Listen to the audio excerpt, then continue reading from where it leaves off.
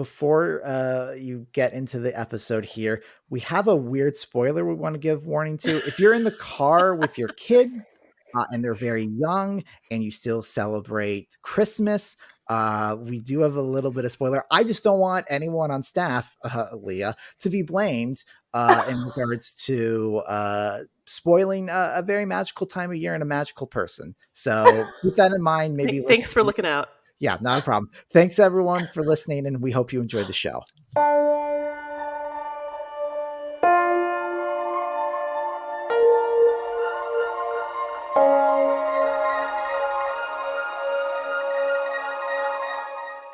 Welcome to the No Proscenium Review Crew. This is episode 39, and I'll be your guest host tonight, Patrick McLean, the Chicago curator, filling in for Kevin Gossett, who is currently in the other room expecting a call from Alexander Graham Bell. It should be coming through any minute now. And while we're waiting for him to get through with that, I have a great panel of other correspondents here with me to introduce themselves. Hi, this is Laura Hess, the arts editor. And I'm Leah Davis, your New England correspondent. Awesome. Well, I'm excited for you both to be here, and I'm pretty stoked about the topic we have. But before we get into it, just to promote some upcoming events that we have, we just had our book club last night in regards to reading Planning Your Escape from Ellie Hall. It was a great conversation that I had with everyone in Discord, but I'm here to announce our next book club book is The Night Circus, and we will be doing that. We'll be reading that and talking about it on May 17th. It's in Discord. It's free. We'll make sure there's show notes, follow social media to get all the specifics, but go out there, go to your local bookstore, get that ordered, and hopefully we'll see you there to talk about it. So I just want to now get into the topic at hand today. So we're going to be talking about kind of something that's always been part of the immersive experience, but I feel like sometimes gets a little overlooked because while it seems that society, or at least here in the United States, has moved away from making phone calls on the regular, electing to go with more modern and faster, quote unquote, forms of communication, telephone-based experiences historically have had a continual presence in the immersiverse. In recent years, though, I feel like there's been a really big resurgence and renaissance for this form, with many different companies offering performances regularly and ongoing, connecting performer and audience in incredibly simple yet utterly effective ways. With this episode, Laura, Leah, and I will be discussing some of the experiences that have resonated with us, both past and present. And on that, Leah has the most present experience, one that she actually wrote up and is featured in this week's review rundown, which is, Leah. All right, so We Should Meet in Air is a 30-minute phone call by Steppy Kamei and produced by They Played Productions. It's running through the end of April, and it's a 30-minute phone call between you and Sylvia Plath on the eve of Sylvia's last birthday. And it is such an intimate little jewel of a show. I was delighted by it. What would you guys like to know? How shall we frame this? Well, I would love to just simply learn about a little bit of the overview of the conversation and sets like that. Is there a conceit that there's like an old timey, like, is there an acknowledgement that you're talking to Sylvia Plath out of time or in time? I would love to know the context in which you're connecting with Plath. Okay. So Steppy did this really cleverly. She starts out the phone call with a very easy manner, and she starts out as herself. And right away, she does a lot of great expectation setting, saying, hey, here's who I am. Here's why I'm interested in this, and here's why you are going to be having a conversation with Sylvia. And I don't want to give too much away here. She'll certainly walk you through it if you get tickets. But right away, the audience member is just put at ease and understands exactly what's going to happen next. And once rapport is built very briefly, Steppy takes a turn and her voice acting comes on, and all of a sudden you are talking to Sylvia.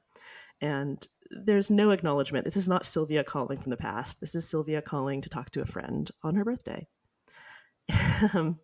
And don't worry, you don't have to know anything about Sylvia Plath, or you can know a whole bunch. Either way, Steppy, as Sylvia, will guide you through the conversation, and you talk exactly like you would talk with an old friend. Catching up on life, maybe helping with some creative problems. So it's like It's a up very to you. Yeah, it's like a free-flowing conversation. There's no whether you're expertly being guided through a conversation, who's to say, but it's presented in a very casual sense, a chit chat. It is a chit chat. Granted, Plath is a bit of a powerhouse as a person. She's, at least the way that Steppy portrays her, very passionate, very kind and empathetic, but also a bit manic. So there's a strong energy that guides you through the entire show that's present. Uh, and it's not to say that there's no structure to the show. There definitely is. I just think there's a lot of room for improvisation if you care to go that way. And why a phone call then? Because like this could have been a Zoom call, right? Or could have been on Discord or any other kind of medium that had a visual connection. What did you think was gained by having it be a phone call? That's a really big question, but in the very specific instance of this show, Plath died in what the 1960s. Sure, There would why not have not? been there would not have been a video component here.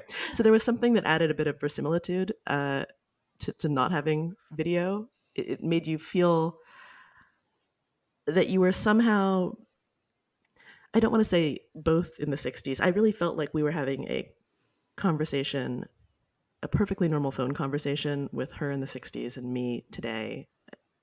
And I don't think that you could have done that over Zoom with video component. I know we're going to get into some of these elements more. We've all done phone-based experiences where you, as the participant, are playing a character. And one of the themes that we're going to explore today is not doing that. And so you, Leah, you're showing up to this conversation just as Leah. And I think it's worth unpacking. How is that different?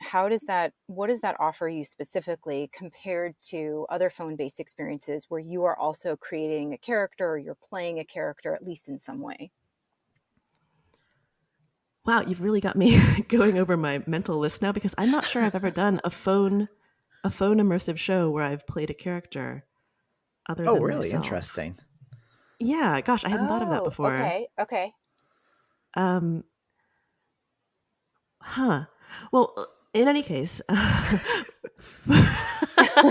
Hitting you We'll with all just the put it. hard questions. right. Well, I love it. That's a great question. I will say that there's some parallel here for me between the ARG world, or the RPG, the role playing game world, Mm-hmm. versus LARP versus an augmented reality.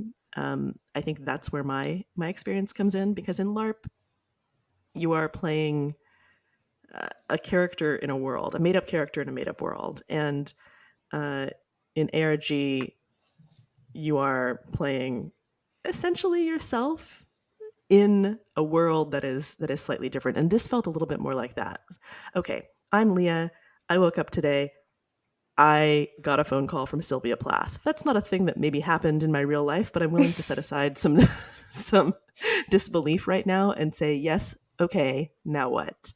And that now what opens up such a beautiful set of opportunities for theater and creation and imagination. Well, and I think here's a way that we can explore this a little bit more is that obviously we all do this in different contexts. We might present a certain version of ourselves. So I guess, like, did you feel like you were presenting, and not that that's inauthentic, but did you feel like you were presenting kind of a specific version of yourself for this call, or did that change while you were on the call? All right. You hit the invisible nail on the head. I didn't even know this needed to be said. Um, the energy that both Kame, with Steppy Kame and Kame as Plath put out is something that really resonates for me. She has a dark humor, a really the visceral, authentic acceptance of just the entire scope of human experience. You get the sense that although these strange, horrible things are happening in her life, she's sort of excited by this possibility. Um, she's not looking just for sunshine and rainbows. And that resonated for me and really opened up a space for me to talk about similar feelings that I have about um, darkness and ugliness being beautiful and part of the human experience. So yes, yes. Well, and I wonder, because in looking at our show notes that the listener's gonna hear what we're gonna be talking about soon, but so many of these shows, I wonder what makes this different is because I think every phone call, telephone experience I've done, you're staring at the phone at the designated time waiting for it to ring. And I wonder how much this onboarding affected your experience, because it sounded like you had this moment of engagement with the performer, and then there was the a pause or a transition, whatever it was, and then the performance began in right. So you had some time to warm up, to have a dialogue, so you weren't just literally getting a cold call, right? And I wonder how much Mm. that affected your experience. I think there was a great positive effect there.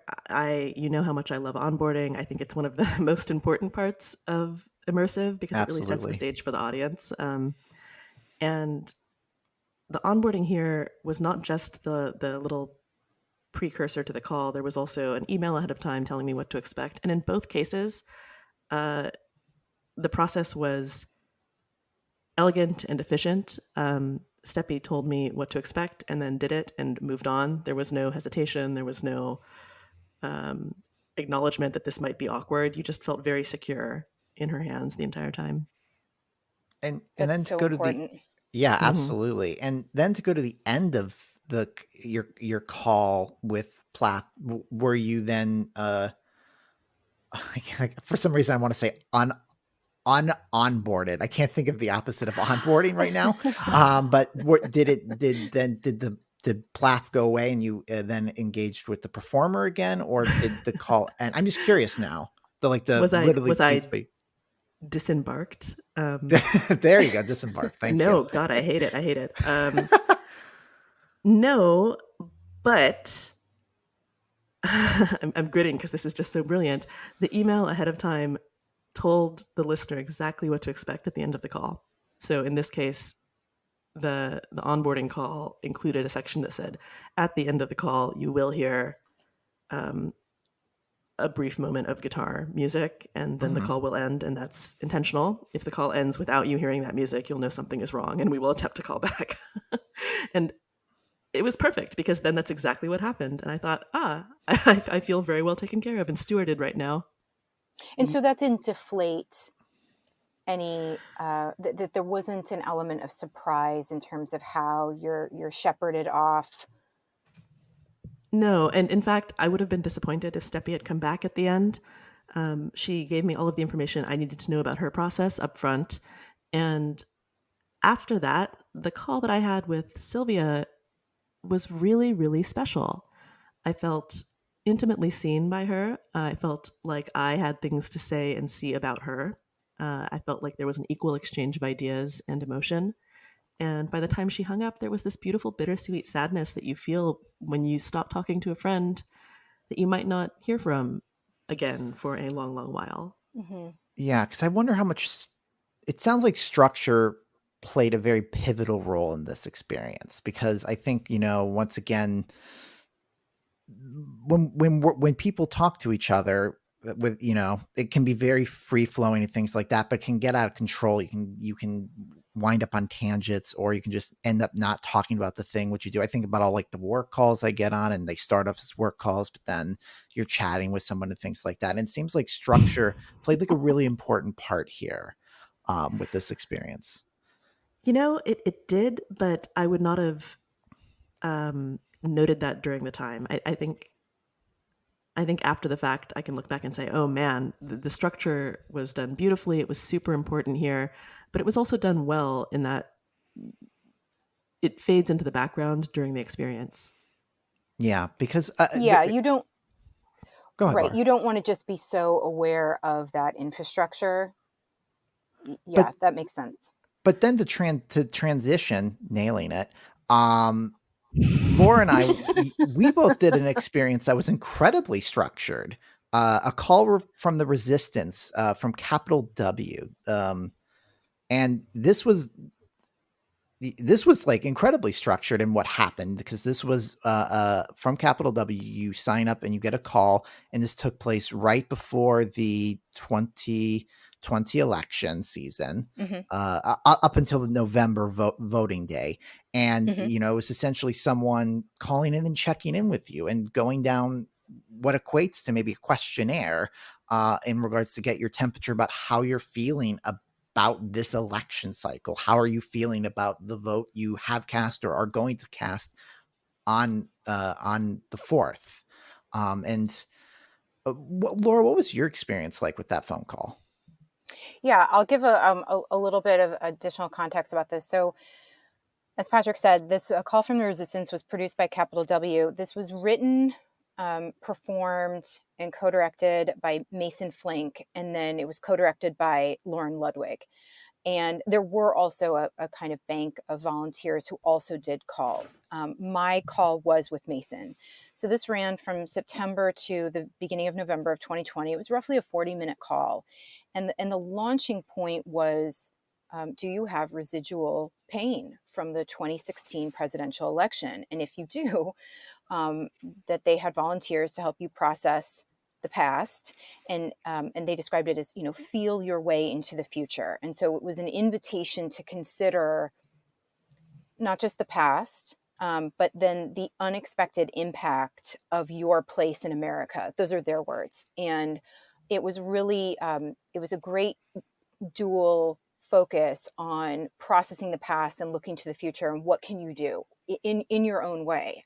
How do you define resistance, and what different actions can you take? And so the vibe of this was very affirming. It was very calming.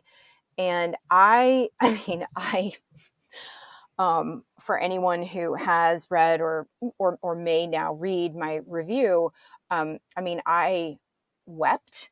Like, it was an incredibly emotional, cathartic experience for me. It was simultaneously communal, and then deeply, deeply individual and personal. And so the Patrick is right to point out that the infrastructure, which it does sound like there's a lot of similarities with We Should Meet in Air, the infrastructure was incredibly well organized. It was beautifully crafted. And then because of that, it was able to really recede into the distance. I wasn't aware of the infrastructure while it was happening. But Mason, there was such a great balance between being guided on this phone call process, this conversation, and me feeling being given permission to talk about my feelings. And he would chime in with some of his own personal experiences as well. But it was this beautiful dance, and that is so hard to achieve. Well, and this is very interesting, because I think I enjoyed my call from the resistance very much so, but I'm fairly confident that I spoke with one of the volunteers, Mm-hmm. who was a very strong performer, and asked those questions. But I found it very liberating in the sense, because this is someone I had never spoken to, asking. And to be clear, these are they were very pointed questions. These were not Mm-hmm. just like, like I'm gathering statistical information. Like they were very thought provoking. And what I really appreciated in doing that call was it made me stop and think because God, it's only 2 years ago, but 2020 was pretty hellish. I am sure if everyone has their own version of it, whatever that means, but it was it was so great to just have someone like stop and ask me pointedly, like somewhat like a little bit like therapy. It's as like just a comparison in the sense of like someone going, well, is that what you really think? Is that what actually happened? Or like really forcing you to look at the facts of the situation to maybe take a step back from the emotional reeling of the year. And I found that to be very liberating in that sense to just really stop and take stock in what had happened to me and how I was feeling when somewhat compartmentalizing everything.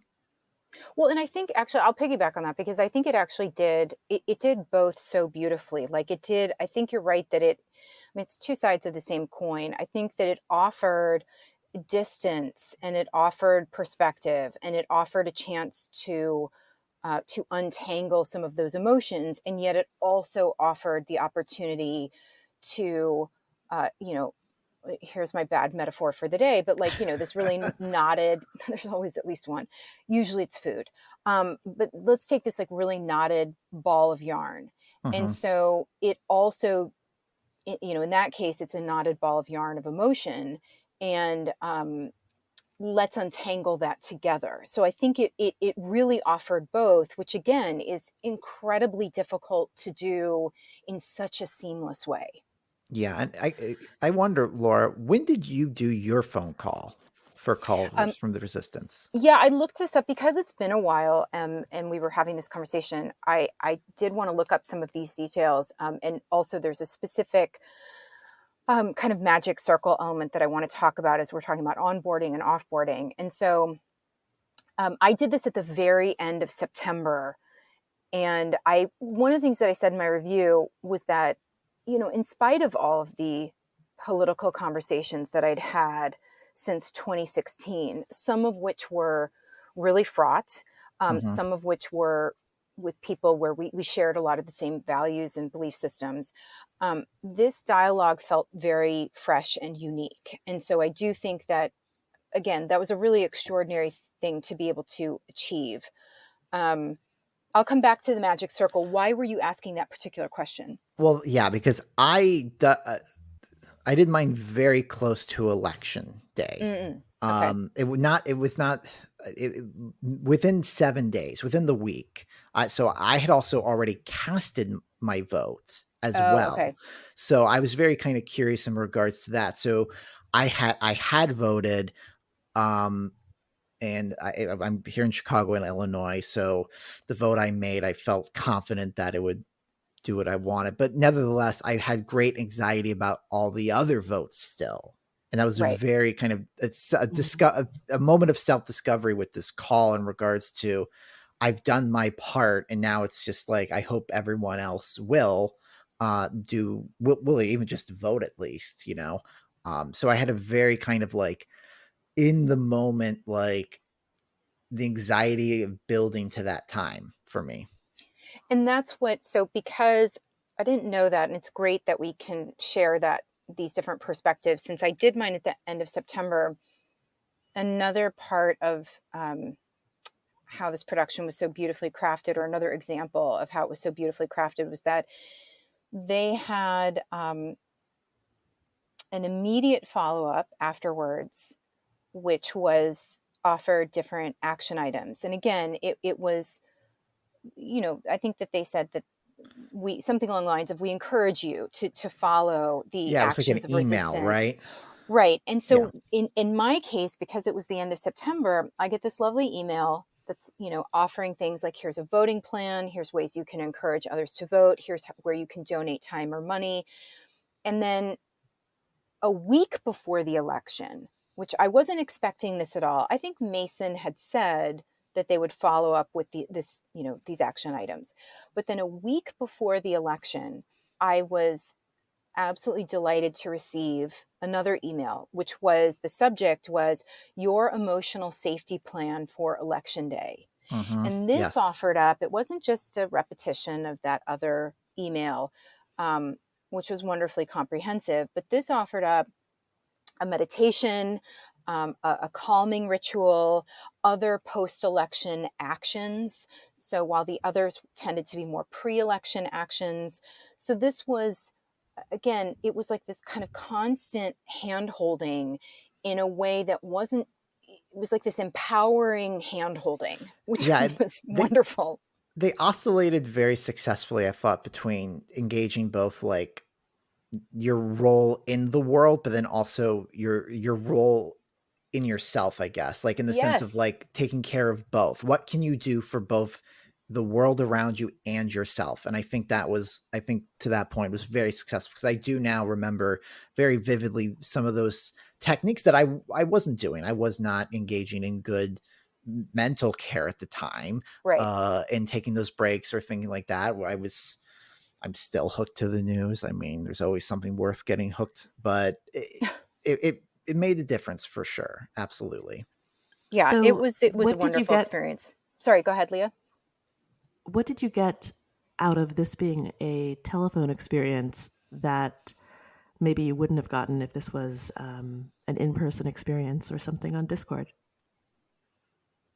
I would say for myself, it was the coldness is not the right word, but just simply talking to a stranger without having to make eye contact or know I'm being observed in any way, as I respond very emotionally to some questions, or just like when I'm caught off guard about the depth of the question and pondering it, I had the privacy and the safety of being in my own space to do so. And I think that was very liberating for me. What about you, Laura?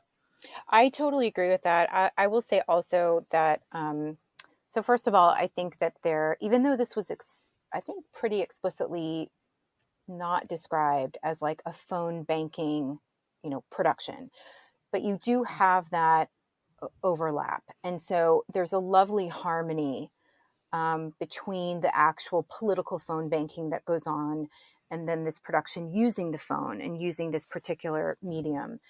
I also feel like there's a very specific, and I wrote about this fairly recently. There's a very specific kind of intimacy that I find with not just phone based, but like audio based experiences, screenless experiences. There's a specific kind of anonymity. I've talked about this with other productions like The Adjacent Possible. Um, and I think that that always allows you to go inside yourself in a very specific way. I think not having visuals just in general. I Well, why I'm, does that I'm make you laughing. laugh? Well, I'm laughing because Alistair Cook has this incredible quote about radio, which I think maybe applies here. And he says, I prefer radio to TV because the pictures are better. It is so true, and I absolutely love that quote. And it's the kind of, I mean, this is not, again, this is maybe like my bad analogy for the day. Um, it's that Blair You already Witch had one. effect. Well, that was a metaphor. I hope I'm Oh, remembering okay. the differences properly between the two. I'll allow it. I'll allow it. Okay, thank you. But like, yeah, your imagination is so powerful, and so I personally love that. And I'm a very visual person, but I think given the chance to, especially in a case like this where you're being asked to revisit your memories, I think you can, as Patrick's saying, I think you can go kind of into your, you're in the comfort and privacy of your own home. You can go into yourself in a way that I just don't think that you can, or it's so much harder to in a public setting. Yeah. Mm. And I think, on the topic of telephone experiences that are very provocative in the imagery that they put into our mind's eyes. Candle House Collective has had several shows that I really think fit that bill very much so. And Laura, there's one I know you're a really big fan of that has come and gone. in regards to some of the kind of intensity of the Candle House experience that makes them that people gravitate to this experience on the regular. Are we talking about Each and Every? Yes, I am. That Yes. was Oh, yeah. Beautiful show. I will never stop. I mean, there's, already a couple of productions that we've talked about that I just think the absolute world of. Yeah, that was another one where I don't think that going into that space would have been possible without it being an audio-centric format. And in that case, um, at the time, Taylor Feld was the creator and performer. I believe that Taylor now goes by Rook Feld and continues to work with Candle House Collective. And um, Rook texts you a couple of images. And I think also, again, anytime we talk about limitations and how limitations can be such a gift. And so when you don't have any other visual, you're not seeing the person over Zoom or what have you, you're not in a physically immersive space, or with a performer live in front of you. Um, when it is just audio and the focus is on audio, then the few visuals that you do get also are really magnified and very, very powerful in that case. I mean, it wasn't solely because of the limitation. The writing and performing and direction were all brilliant. But yeah, the limitation here is just so crucial. yeah. And Leah, did you do Each and Every? I can't remember. I didn't. Okay. I've only done Candle House, right? Yeah, Yes, yeah. correct. Right. Okay, good. I've done two Candle House shows, Claws and Next Time. And I have Well, I have feelings about those, but I don't know if we're talking about either of them. well, we'll talk about Claws here in a second. But for Each and Every, I also did this experience, as usual, prompted by Laura in particular. But a lot of the stuff I see is because one of the many correspondents on staff say very wonderful things about this.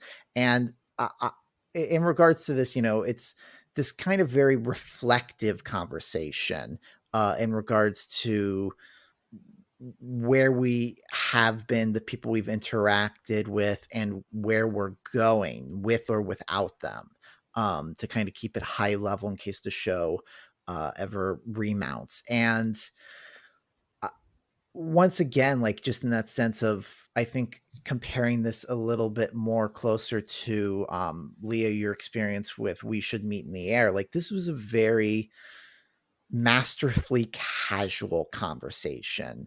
In many ways, Laura, is it me or did you feel like it took a little bit of time for each and every to get started in a good way? Because it started off very much like catching up with someone, getting to know someone, right? Yeah, it's a slow burn in that. I mean, even just if we use one metric, the time, I think my call was around a 90-minute call. It was not a brief interlude. Yes, mine was definitely on the longer side as well. I don't remember the specifics, but I think that really kind of engaged because um, Rook was just a very generous conversationalist in that sense because we definitely really went off on tangents. But what was so masterfully is that so many of those tangents ended up paying off in the end because I think it's a really great sandbox experience. I think that's the success of Each and Every is that um, you're plopped into this situation to have this conversation, but there are boundaries. There's a narrative, there's a story that's being told to you and you're engaged with, but you can go off in so many different places. You can follow the thread in so many different ways. And I think that was what really resonated with me, at least. Well, and I think I think that's right. And also, I mean, yeah, Rook was masterful at allowing that space and then again guiding us back onto the rails of the production in a way that did feel completely organic. It felt completely natural. I felt like there was so much room for me and to be a part of their story, um, which again is such an act of generosity. Um, when I didn't feel like when I look back on it, I mean, there were so many elements of like my contributions. They don't they don't necessarily really move the story forward, and yet um, it felt like I had so much agency. And I'll go back to, it really did feel like this shared dance. Yes, And this absolutely. is a theme we've been hitting on over and over. It's kind of blowing me away here. There are plenty of immersive shows out in the real physical universe that are fantastic, but you kind of maybe get the sense that they could go on without the audience and they would be more or less the same show. Right. And Or all the of the audience is interchangeable in that sense. Like, we all could right. go on the journey and relatively have the same experience, where clearly at this point, with all the shows we've overlapped with so far in this conversation, have had different interactions. Because then I would love to know, Leah, what was your claws experience like? Well, I think And here, I'll give you a second. I'll give you a second to think about it. So, like, clause is currently ongoing still, and this is a situation where, and someone correct me if I'm wrong, you are working for the etc. helpline, assisting people with whatever their needs is. People call, and you're going to have to help them somewhat, regardless of whatever the issue is. And you have this young young man calls in, and he believes he has cornered a monster in his closet, and it is trying to break free, and he is alone and has no idea what to do, and you are the only person he's able to get a hold of for assistance, and it gets pretty harrowing pretty quick depending on certain interactions. So, Leah, how did you handle the call then? I thought it was great fun. Mm-hmm. I had I guess what you might call the bad ending, which was also lots of fun. But remember what we were just saying about shows where the audience is more or less interchangeable? Mm-hmm. That's how I felt about Claws.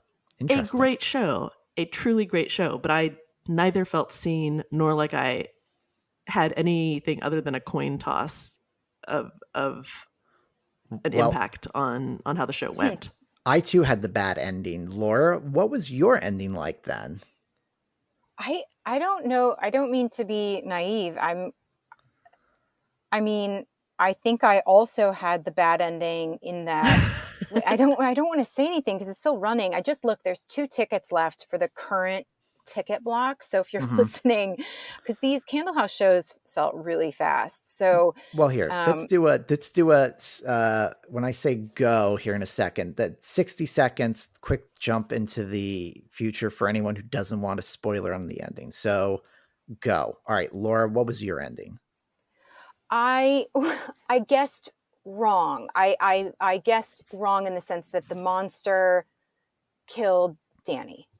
Okay, Leah. I tricked Danny, who was outside of the closet, into leaving and let Danny in the closet out because I thought maybe that Danny was the real Danny and the monster killed Danny.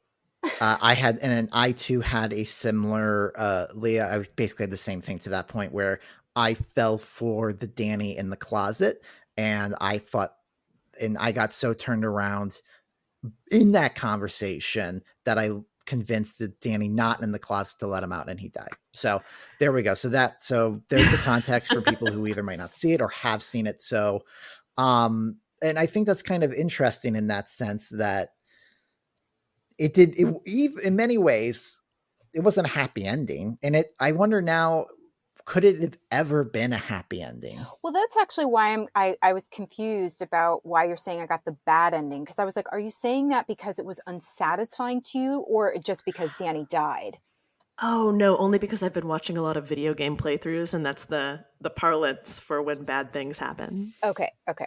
Yeah, because I guess in the sense of that, there's it's implied potentially that there could be a quote good ending in that sense, that a happy, because we're now out of the spoiler section of people who maybe skipped ahead, so that's why I'm back to being a little more coy, that there's a possibility that things could end up well, and I guess that's why I think maybe this clause is still worth revisiting, because also uh, I think it's typically only says it's like a quick, like 20, 30-minute conversation, Yeah, or it's that's, fast.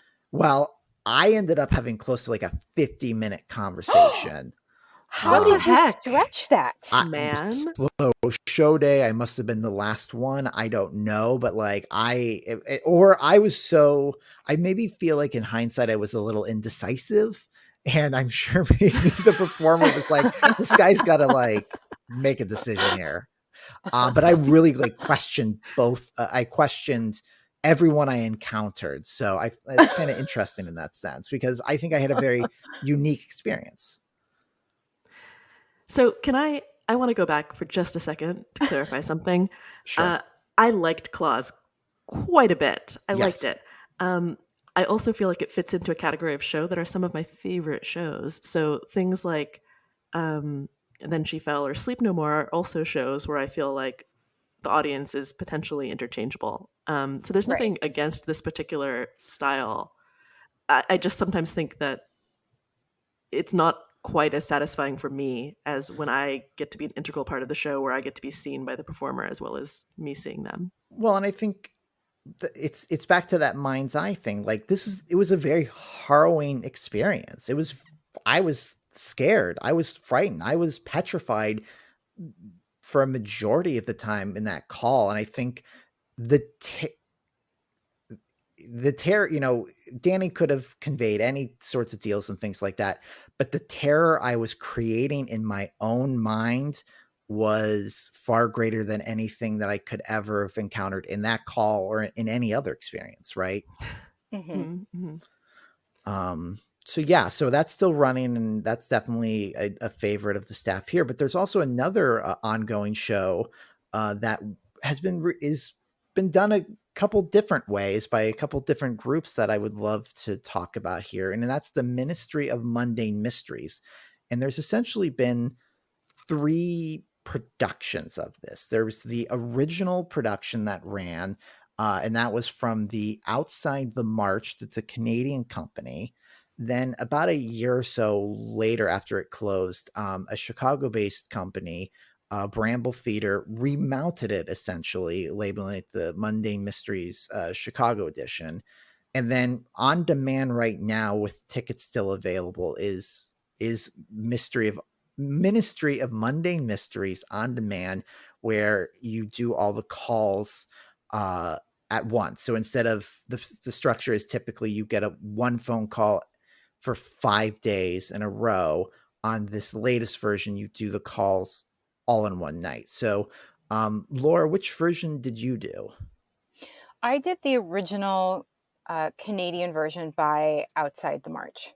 Okay. And Leah, what about you? I did both the Canadian Outside the March version and the condensed version. All right, and I've only done the Chicago version, so this is kind of interesting. I would love, for that sense, what were your guys' experience with the original Canadian production? Leah, do you It want to was go, or I'm just, happy to jump in? you know what? I don't have much to say about it. It was extremely charming. I still smile thinking about it. I was pleased to recommend it to other people. I loved hearing about their experiences. It was just a charming, fun show. So mine is a little particular in that I presented to them a. I absolutely loved it. I'll start by saying I absolutely loved it. I asked them very specifically. I said, I think I've encountered ghosts. I have Mm-hmm. photographic evidence. I would really like it if you could help me get to the bottom of this. And all, I mean, and I genuinely do have these photographs. I was not making that part up. And it was something that happened when I was a kid. And I was born and raised in St. Louis, Missouri. And this event took place in Hannibal, Missouri, which is the birthplace of Mark Twain, and very quaint kind of town. And um, it was in an old mansion that I'd taken these photos and had this experience. It was film, and once we developed the photos, we were like, "What happened to these?" And they looked really weird, and like there were ghosts in them. So I presented this to Outside the March. So as Patrick said, it's a phone call per day for 5 days in a row, and my Monday phone call went on for quite a long time. I think they were initially presented as like 10 to like 15-minute phone calls. And I felt it was really luxurious. I got like a, I don't know, 30 or 40-minute phone call, and by Inspector Doyle, that was the character's name. And we went Oh, mine through, too. oh, and he was so wonderful. I'm forgetting the performer's name. I'll try to pull it up while we're talking, but he was so charming and delightful. And we had this, and he was so interested in this mystery that I was presenting. And then, so that alone was really fun. And then I emailed the photos to Inspector Doyle, and they found a different mansion that does actually exist in Missouri, and that has been reported to be haunted. And so they crafted this whole tale Mm-hmm. based on other real world places and events. And it was absolutely hilarious. I couldn't get over the degree of specificity. Um, I felt like I just felt so indulged in this thing that made an experience that was already kind of otherworldly into this brilliant, fantastical, delightful kind of, act two. And so I don't know if you just kind of showed up and said, like, I don't really have a mystery, or it's this, you're kind of making something up. But like, I think in part, I was very specific, and they took that and they absolutely ran with it. And I told so many people about it because it was so thoroughly, well, it was so thorough, and it was so thoroughly delightful. You know what? I'm gonna go back on what I said a little bit. Then this is becoming my standard for this show, but Backpedal. I also gave them something very well. I realized a couple years go by, and you're sort of experiencing this thing in with 2020 hindsight vision, right? So now I've got all of these other experiences that I'm layering on top. But at the time, I was completely delighted. It was just so charming. It indulged is a really nice way of putting it. I'd also brought something very specific. I have less spooky. I have a small plastic cow that's missing a leg. It lost its leg in a bag. I have no idea where the leg went. So I had the case of the small and broken plastic three-legged cow.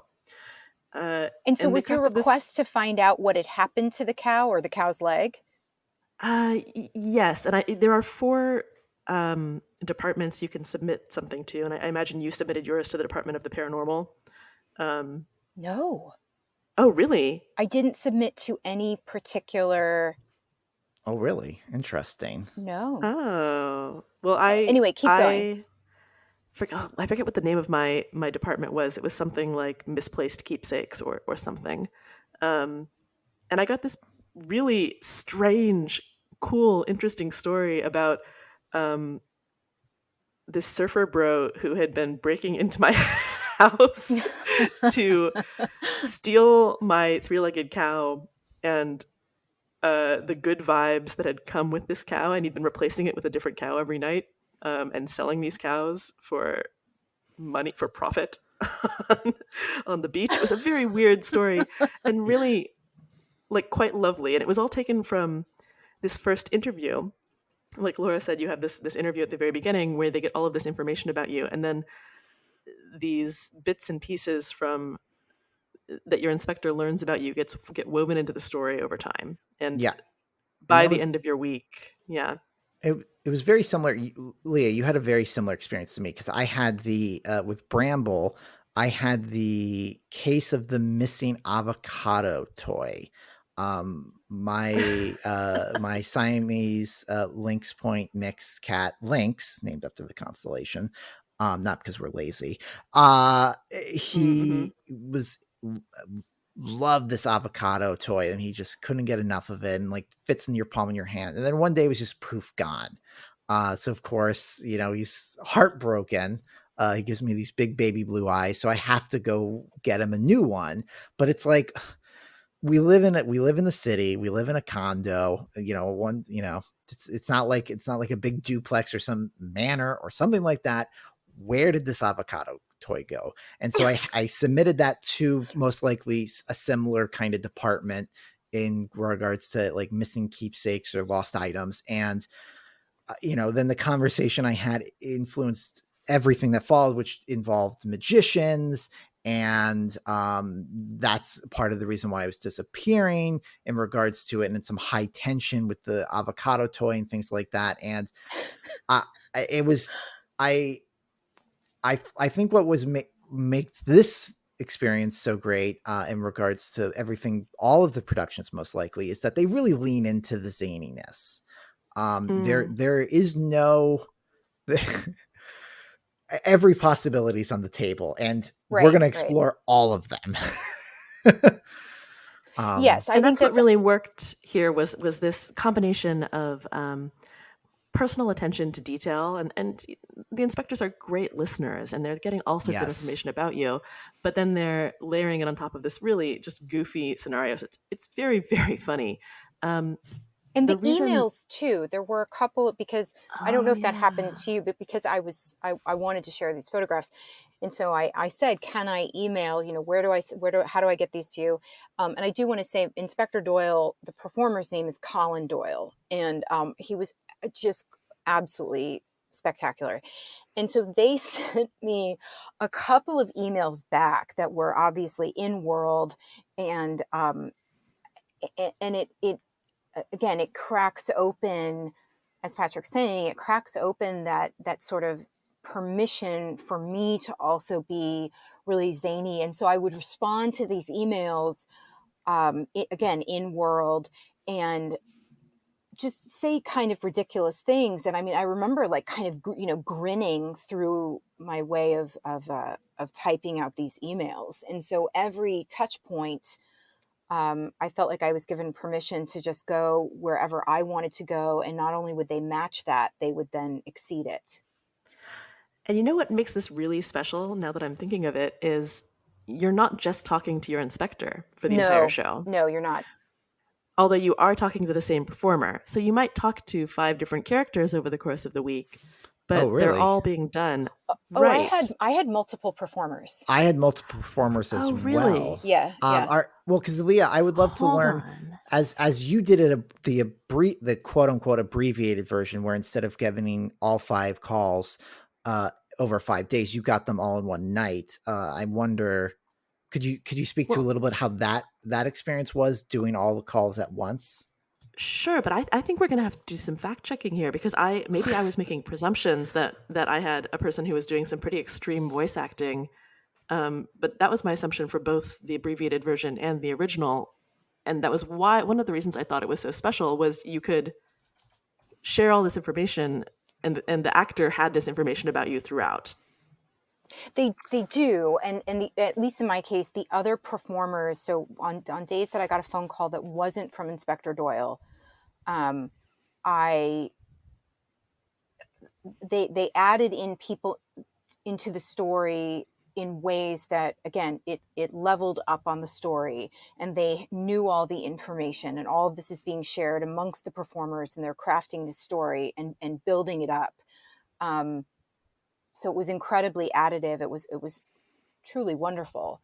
Yeah, because with that, you don't know, at least for me, it was like, I don't know who I know I'm getting a call at like 7:00 every night, every weeknight, but I didn't know who was going to be on the other line. Right. And it changed very much so. And I think that added a great deal to the experience for me. Okay, well, if someone from outside the march could just email me and let me know. I feel like this is the equivalent of telling me that Santa's not real, but fine, okay. Spoiler alert! Oh my god! Sorry, listening spoilers. in the car with their. Oh my god! We're gonna have to I've got to record a special intro now. Oh, great! What if I say a bunch of swears? Then we can get this on explicit tag. Yeah, I suppose. Yeah, but then that's we still the get solution. Yeah. Just curse nonstop. So one of the things I realized after having all of my friends do this was essentially a very well done version of Mad Libs. Totally. Yeah. And I went into my abbreviated version knowing that, and I think I lost a little bit of the joy because of it. It was still enjoyable, but I had a roadmap for what was coming. Not exactly. Some insane things happened on my second call, or my second session. And I would definitely enjoy doing it again. I didn't like the structure as much for the abbreviated call. Oh, I see what you're saying. Sorry, I shouldn't have agreed with you because I was agreeing with something that I totally didn't do and don't have reference for. Okay, sorry. Go ahead. Oh, No, but no, yeah, like you were changed the right, because experience. I was talking about the first. Oh, got it. Okay, Yes. I'm gonna be quiet. Well, because I think everyone all the listeners are probably like, oh, they're getting loopy, and we definitely are. So I would love to maybe to help put a cap on this conversation. Is in all the things that we've talked about, and maybe some that we didn't get a chance to, but we've definitely there's more and more of these telephone experiences, and they're happening on the regular. And I think they have quite a bit of equal power in immersing audiences in story and action and possibility. So I'm going to start with you, Laura, and I would love to learn from you, what do you think makes these telephone experiences so great? Why do we keep picking up the phone? Well, I'm going to punt for a good reason. So I'm actually going to have Okay. I'm going to have Leah start because I'm going to jump on some thoughts that she has. Okay. Let's pretend All I right. asked Leah first. Yeah. Well, Patrick, since you asked me first, I think that the thing that makes the kind of telephone immersive that I love so special is an aspect of intimacy that just doesn't exist anywhere else.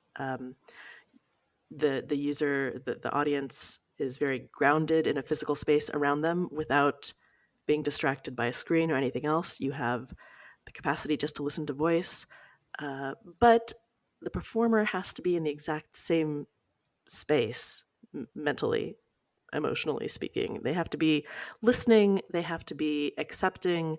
This is not the kind of theater that can be done without an actively engaged audience. And I think it's just so beautiful and so impactful. And this is the kind of stuff that really stays with me, living in my head indefinitely in ways that a lot of other theater doesn't.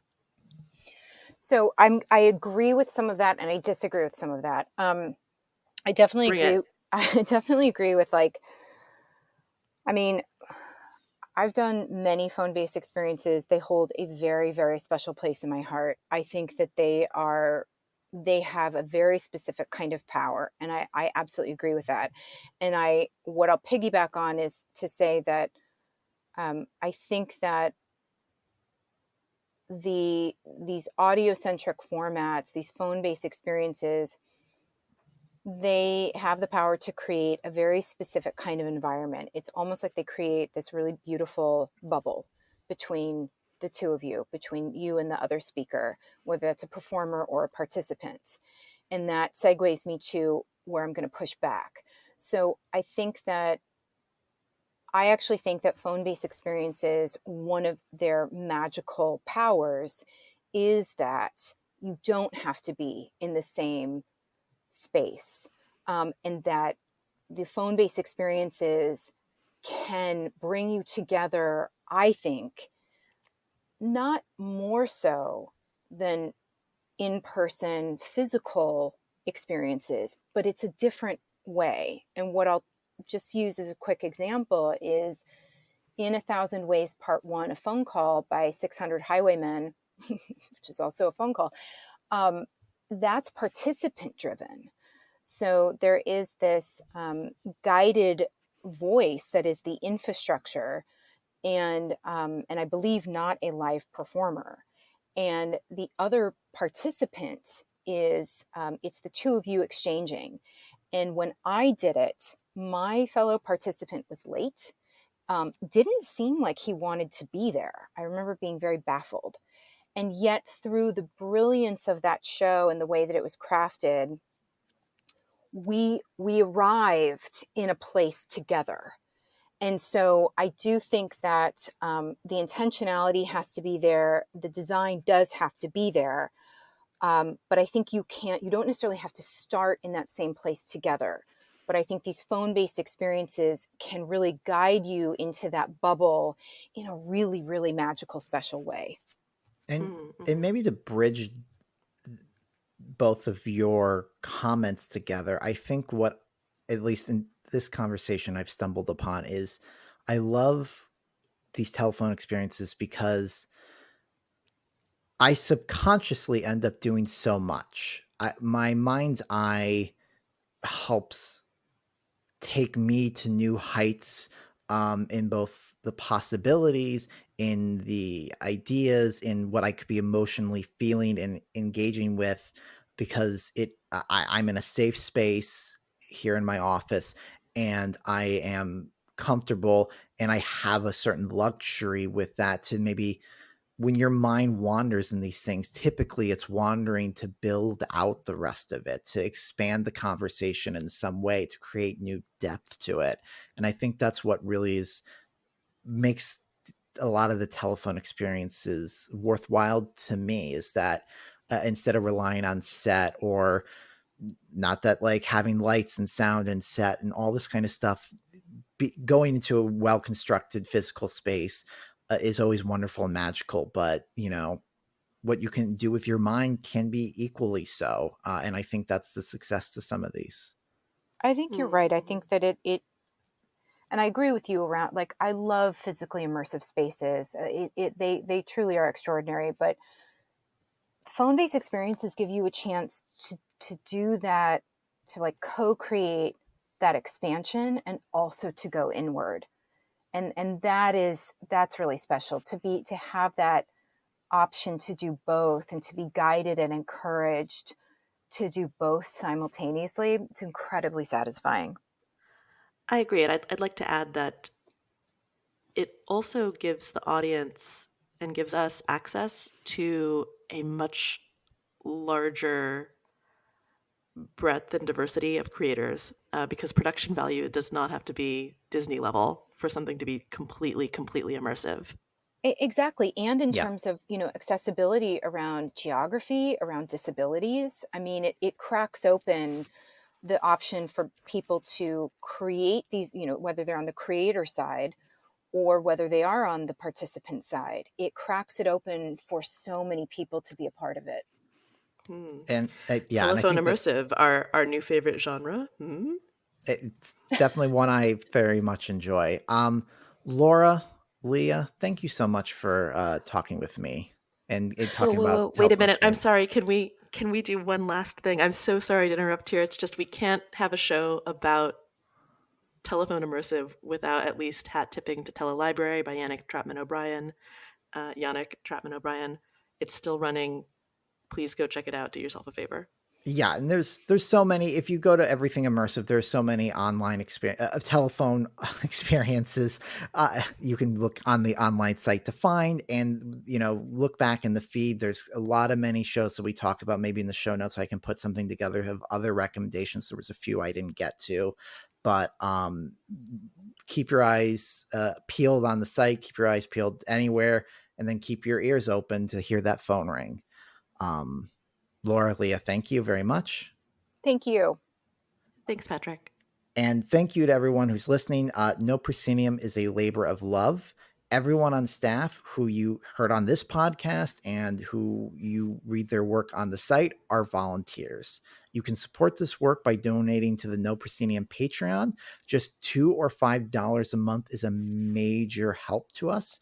If you're enjoying Review Crew or the main podcast as well, you can also support us by leaving a 5-star review on Apple Podcasts, Spotify, or wherever you get your podcasts. Thank you very much. And then hold on, guys, 1 second.